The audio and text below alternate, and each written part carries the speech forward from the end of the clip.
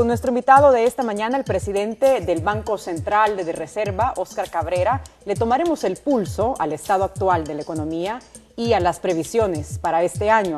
Hablaremos de las expectativas de inversión, de crecimiento, también de las remesas que espera recibir el país, pero también del impacto en la disminución de precios del petróleo en la economía familiar, en la canasta básica y por tanto en el costo de la vida. Creo que vamos a conversar y a informar sobre muy buenas noticias que se van a traducir en un mayor ingreso disponible para los hogares y sobre todo pues en un empuje del crecimiento económico salvadoreño. Por supuesto, la población percibe esta reducción de los precios del petróleo en la factura eléctrica, en los combustibles, pero no así en la canasta básica. ¿Cómo lo ve el Banco Central de Reserva? Sí, bueno, primero consideramos que ha sido muy importante la reducción de los precios del petróleo. Esta evolución es casi de un 68%, la caída de los precios desde junio del año pasado hasta enero. Hemos totalizado alrededor de $47 por barril. Esta evolución no la habíamos registrado desde junio del 2008, pero acá por diferentes motivos fueron la virulencia de la recesión que hizo caer los precios en la misma magnitud. Ahora, cada economía se transmite la reducción de los precios del petróleo de diferente rapidez. Por ejemplo, en la economía salvadoreña hemos visto que esta rapidez es con un rezago de 2 meses aproximadamente, a diferencia de los grandes países desarrollados, donde la reducción de los precios del carburante y de otros sucedáneos al petróleo, eso es en tiempo real. A ver, esta reducción de precios en los combustibles prevén que se mantenga este año 2015, ¿no? Sí, el Banco Central hace un monitoreo permanente de los precios. Al día de ayer andábamos alrededor de $44 el barril. Sin embargo, nuestras previsiones para este año situamos alrededor de $55 el barril y para el próximo año estamos estimando un ascenso de $10 en el precio del barril hasta situarse alrededor de $65 por el barril. ¿Y cómo aprovechan esta coyuntura las empresas? ¿Están optando por mayor inversión o el ahorro? Yo creo que en este momento es demasiado pronto como para advertir. Lo que sí nosotros hemos mostrado es que con nuestras previsiones en el precio del petróleo, las industrias se van a ahorrar alrededor de $779 millones por la reducción en los precios del petróleo y sus derivados. ¿Al año? Al año, 379 millones que obviamente implica una rebaja en los costos de producción de las empresas y también puede implicar una reorientación de ese ingreso extraordinario hacia la inversión o probablemente al pago de deudas. Eso va a depender de la racionalidad de nuestros empresarios. Lo que sí es una variable objetiva es que la rentabilidad de las empresas va a aumentar porque es una transferencia de ingresos. Al mismo tiempo, para los hogares, mencionaba yo pues al inicio que son buenas noticias. ¿Por qué? Hay alrededor de $246 millones que los hogares van a dejar de emplear para comprar gasolina o diésel, y que ese ingreso disponible en los hogares, obviamente, en alrededor del 93% es utilizado para la adquisición de bienes y servicios. Y el resto, los hogares salvadoreños lo utilizan sobre todo para el ahorro. Pero es una inyección en la economía que no es nimia y que va a implicar un crecimiento para este año de alrededor de 4 décimas. El Banco Central maneja lo que se llama el límite de crecimiento. Sí. Desde 2.1 a 2.8 estábamos manejando desde el año pasado el Banco Central. Esa es una media de 2.45. Si partimos de nuestros análisis y que se mantienen los $55 del precio para este año, consideramos que es factible que por efectos de la reducción de precio de petróleo la economía crezca 2.9 como medio. Y en el caso del gobierno, ¿cómo aprovecha esta situación de la disminución de precios? Me refiero, ¿es necesario readecuar subsidios? Me refiero a ampliar unos como lo anunciaron con el gas y a focalizar otros. Sí, en efecto, para el caso de las finanzas públicas el resultado es mixto.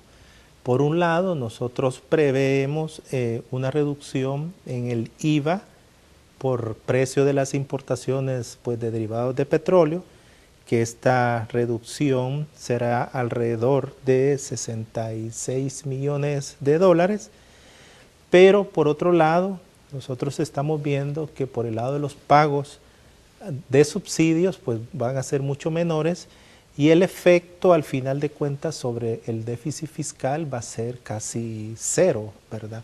Por lo que probablemente el déficit fiscal, si solo medimos el IVA por precio de petróleo, sería estático. Sin embargo, hay que tomar en cuenta que esos 567 millones que se van a trasladar a las empresas y a los hogares, eso va a generar mayor actividad económica. Probablemente vía IVA o vía renta, las finanzas públicas van a obtener mayor recaudación.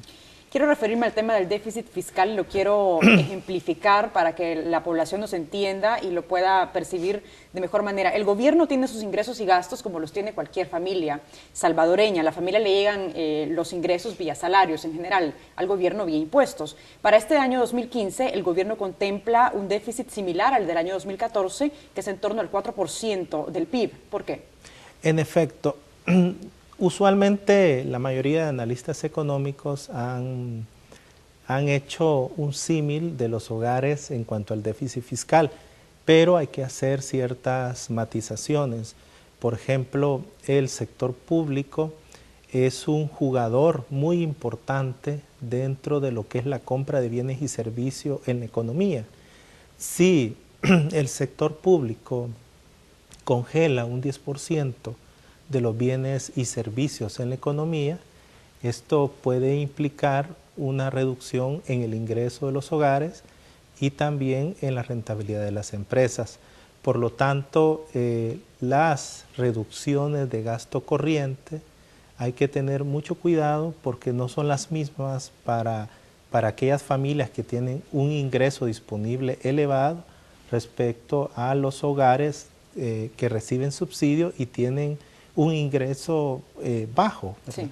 Entonces hay que focalizar este tipo de transferencias que se denominan subsidios, y cuando los gastos para converger como una economía desarrollada implica también que los hogares y las empresas empiecen a tributar de forma responsable. Y hablamos acá del hecho de la responsabilidad social empresarial para las empresas en el sentido de pagar a tiempo sus impuestos, como lo hacen los hogares. Los hogares es muy difícil que puedan evadir el pago de sus impuestos. Y acá también nuestra economía, como los hogares, tiene que tender a encontrar nuevas formas de ingreso. Los hogares tienen los salarios, pero en un momento dado buscan moverse a otra empresa con el objetivo de obtener mejores ingresos.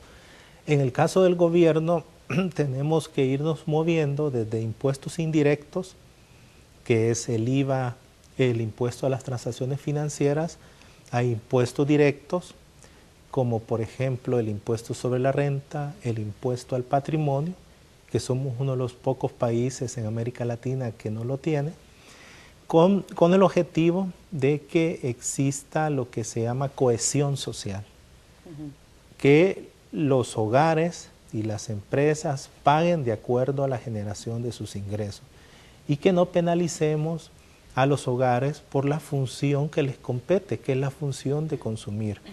El IVA penaliza a los hogares que consumen, ¿verdad? Y esto creo yo que es un proceso. También en el caso de los ingresos, la hacienda pública tiene que aumentar sus controles para eliminar o suavizar la evasión fiscal. ¿Y qué impacto tiene en ese déficit el pago de las pensiones que el gobierno paga adquiriendo deuda? Bueno, en cuanto al déficit fiscal, casi el 50% del déficit se explica por el costo de pensiones. Es decir, si el año pasado el déficit fiscal entiendo que cerró en menos 3.7%, pues la mitad de eso se debe al pago de las pensiones de los salvadoreños que trabajaron y ahora esperan pues una vida digna. Esto va a implicar en un futuro pues un acuerdo nacional por ese empleo digno y por un crecimiento de largo plazo en el que se tiene que abordar el tema de cómo vamos a continuar financiando el costo de las pensiones. ¿Y cómo contribuye la política de austeridad en la que se ha hablado de un ahorro de 200 millones para reducir ese déficit? En efecto, yo hablaría de una política de eficiencia del gasto más que austeridad. Entendamos que el concepto de austeridad fiscal en términos económicos se ha difundido como una reducción indiscriminada de gasto. Pero la política que ha hecho el gobierno es una política de eficiencia del gasto y esto yo creo que es muy importante continuar desarrollándolo con el objetivo que el poco gasto que tiene el Estado sea empleado donde de veras se requiere. En este momento vamos a ver un sondeo de la población, unas preguntas que nos han hecho de este tema. Adelante. ¿Cuánto va a crecer la economía del país en este año solamente? ¿A cuánto espera que crezca la inversión privada en este año en el país? Bueno, ahí estaban dos preguntas de los ciudadanos, presidente, para que nos conteste. Sí, bueno, como les mencionaba, nuestros niveles planteaban entre 2.1 a 2.8. Hoy por la reducción en los precios del petróleo, el rango promedio sube de 2.45 a 2.90, pues el crecimiento económico. Esto yo creo que va a ser un detonante para los hogares y para las empresas. El reto, y aquí lo manifiesto, el reto es que este incremento en la actividad económica no se vaya vía importaciones. Nuestra economía tiene una debilidad y es el alto componente importado. Entonces, un incremento de la actividad económica en El Salvador se refleja en otros países, ¿verdad? Esto yo creo que es necesario pues abordarlo y el gobierno está tomando acciones concretas como es el hecho de la política de transformación que ya hemos hablado otras veces, en la cual queremos sustituir producción internacional por producción nacional bajo mecanismos de mercado. Usted hablaba sobre la inversión pública y lo quiero volver a retomar, porque son las obras que realiza, por supuesto, el gobierno, ¿no? También se prevé que están arriba de los 1.100 millones. Sin embargo, la ejecución para el año 2014 no alcanzó el 60%. ¿Cómo puede ser más eficiente el gobierno en aras de hacer más obras y crear más empleo y, por tanto, bienestar? Sí. Esto ha sido un debate al interior pues, del gobierno y al interior del gabinete económico, porque no es algo de un año o de 2 años. Históricamente, la ejecución de la inversión pública ha oscilado entre el 50 al 60%. Y esto depende o se explica por una serie de factores. Por ejemplo, muchos proyectos en el sector público no inician con una preinversión, con un proyecto de preinversión. En el sector público tenemos una entidad que se llama FOSEP, que desarrolla proyectos de preinversión. Esto hace que la probabilidad que se ejecute de manera elevada un proyecto pues aumente. De ahí que sugerimos a las diferentes entidades del sector público, a que se aboquen a FOSEP con el objetivo que, previo a implementar un proyecto, se desarrolle esta fase de preinversión, que esta fase es muy decisiva. Es una fase en la cual nosotros tenemos claro cuál es la idea del proyecto, qué pretendemos resolver en el proyecto, y esto va a ayudar mucho a aumentar la ejecución pública. Y por otro lado, también por el lado de lo que es el presupuesto de la nación, que digamos los aportes a este tipo pues, de ejecuciones, los desembolsos se den en el tiempo oportuno. Son como algunos de los elementos que desde el Banco Central hemos venido pues evaluando, no solo en estos últimos 2 años, sino que en los últimos 15 años, como factores determinantes de la baja pues, ejecución pública. Respecto a la inversión privada, que era la otra pregunta que me hacían, nosotros creemos que este año la inversión va a crecer alrededor de 2,5 a 3%. Va a ser un buen año para la inversión privada, y este es otro de los elementos que está aportando a que el Estado dé la estafeta para que la iniciativa privada pues incremente su inversión, incremente su gasto. Y el Estado ir reduciendo el gasto solo en aquellas actividades importantes. Por ejemplo, lo ideal sería que la reducción de estos 200 millones de dólares que usted mencionaba de la política de austeridad se destinen a la inversión pública, con el objetivo de desencadenar aún más el crecimiento económico, o se destinen a la inversión social. Cualquiera de esas dos opciones son muy importantes, y tengo la confianza que con este tipo de medidas la política fiscal va a ir transitando desde un manejo de caja a un manejo de lo que uno espera de la política fiscal en las economías. Y sobre todo una economía dolarizada, donde se cercenaron la política monetaria, la política cambiaria, la política crediticia, y lo que el Estado tiene para incentivar la demanda solo es la política fiscal. De ahí que las decisiones en la parte de la hacienda pública tienen consecuencias positivas o pues tienen consecuencias negativas en el muy corto plazo. Tijeretazos del gasto público de manera indiscriminada es un tsunami en el crecimiento económico.